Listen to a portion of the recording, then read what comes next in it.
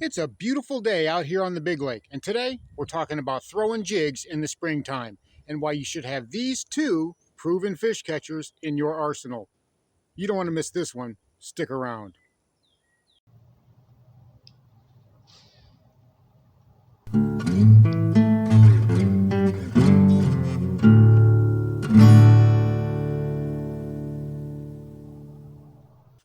And here is this video's featured comment.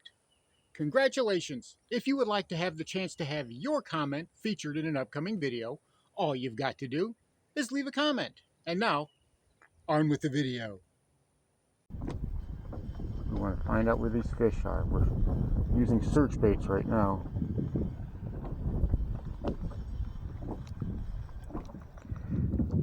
Got a big old glop of gunk on that one. Big old glop of gunk on that one.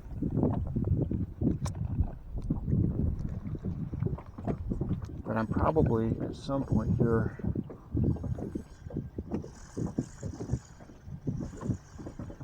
we're getting twisted too, making sure that everything is a-okay.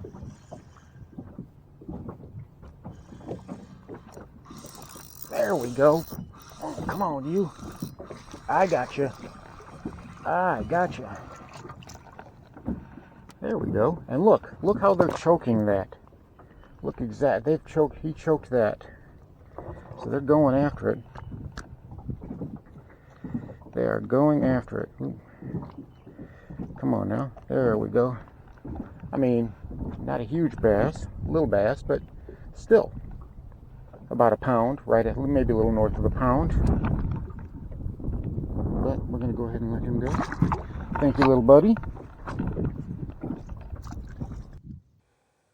Welcome back to Lowbrow Fishing, and it's official. Spring has sprung. The long cold winter has finally come to an end.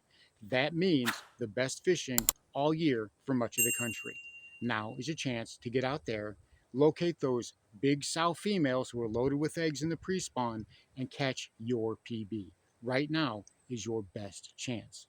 But Mother Nature can be cruel, and spring is a fickle thing indeed.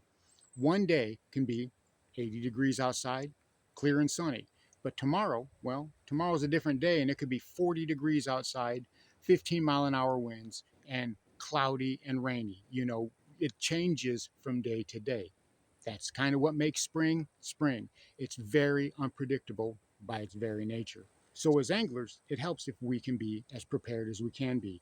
We need to have the most versatile presentations that we can have, especially for bank anglers who don't have the luxury of being able to take a lot of tackle storage with them or a lot of rods. So when you're fishing from the bank, you've got to have versatility. Versatility is your number one goal, because without it, well, if you get locked into something and the fish aren't biting on that, there's not really a lot you can do if your baits aren't versatile and you can't change it up. So what are we talking about? Well, for me, that means jigs. Jigs are the most versatile presentation I can throw all year, but especially in the springtime. They let me cover both deep water, shallow water, and everything in between. And two of those really stand out more than the others. And we're going to be talking about them. Now, first up is a jig that's been on the channel many, many times. You're all going to be familiar with it. It's not going to be any surprise. And that's a bitsy bug. It's got the thin little brush guard there. It's got a thinner wire hook. This is great for medium to light pitching and flipping, going around brush, going around timber, and even some vegetation or whatever. This works very good. I can use this in a myriad of ways. This helps me get the feel of the fish whenever I first get out on the water. I can use this to gauge what it is that the fish are biting. I can gauge their mood and their activity. I can also use something along these lines, and this is a bitsy flip. It's got a more stout weed guard and it's got a more stout hook. And I love this pumpkin color. This is a do-it-all color for me. Doesn't matter if the water's clear, doesn't matter if the water's stained, or even chocolate milk. I can throw this and I can adjust the trailer that I put on it to match whatever water it is that I'm fishing. I can put a green pumpkin trailer on this. I can put a black flake trailer on this. I can do whatever I need to do and adjust as the day goes on. But there's something else with these that I like to do that you guys, regular viewers of the channel, you already know what I'm talking about because you've seen me do it time and time again. And that is take the skirt off of it and wacky rig a Senko to it, the wacky jig. This is an amazing presentation. It's a faster way to work a wacky rig. Plus, that brush guard makes it much more weedless, so I can work this presentations in thicker slop and not get hung up. I can use this in a lot more places. Again, that adds to the versatility of it. So, a bitsy bug, gotta have it. So it allows me to fish a jig and keep that presentation pared down so I can gauge the mood of the fish.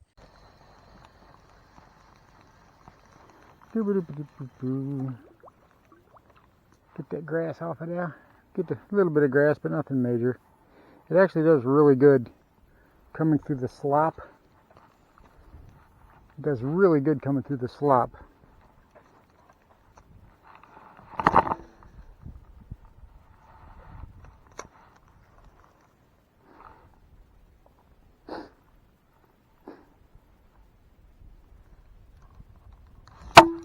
There we are. Come on, buddy.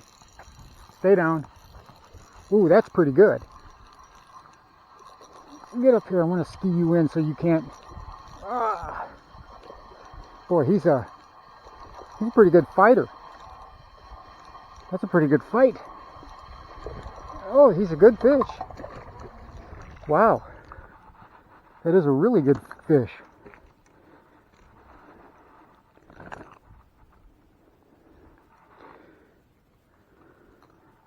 And next up, well, it's not going to be any surprise to regular viewers of this channel, and that is a good old swim jig. Here, we've got a 3/8 ounce, 6th sense in black and purple. This thing was money today in this stained water that we have out here. But if you can only have one presentation with you to do everything you need to do when you're out on the water, this guy right here is about as close as you're going to be able to find. This is literally the Swiss Army knife of your tackle box. They can do so many things, and they do them so well. That wide head on this particular jig, it skips great. I can fish this under docks. I can fish this through heavy grass. Comes through nice and cleanly. I can fish this like a jig. I can let it sit on the bottom and I can stroke it. Or I can work this deeper in the water column like I would a lipless crankbait. There are so many different ways I can fish this. And again, as regular viewers on this channel know, I'm fond of taking the skirts off of them and using them for a swim bait. This is how I fish a swim bait most of the time out here on the big lake because of all the vegetation that we have out here. It's really the only way I can do it. This allows me to fish a swim bait, and you guys know I've fished this quite often to the point where you guys started calling it the lowbrow rig. Well, today it also made an appearance, and with the stained water we had today, the black in this swim bait, which is an Eco Pro Tungsten 3.8, the black in this came through great. It actually mimicked a shad and mimicked a minnow, so I had that. And in the darker water, the fish really couldn't make it out too well. It did work, and they were choking it. I mean, they were choking it. I had to use the pliers to get it back out of their mouth. So that's something else that allows the versatility. I can transform this. So between those two jigs, between the Bitsy Bug / Bitsy Flip and a swim jig, well, I have so many things covered. So whenever the weather does change, whenever those conditions do change, I have something that I can tie on and I can fish that allows me to still keep catching those fish.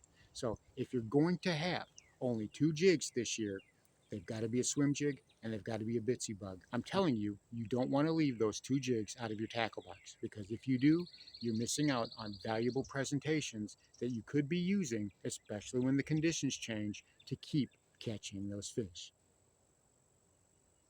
So there you have it.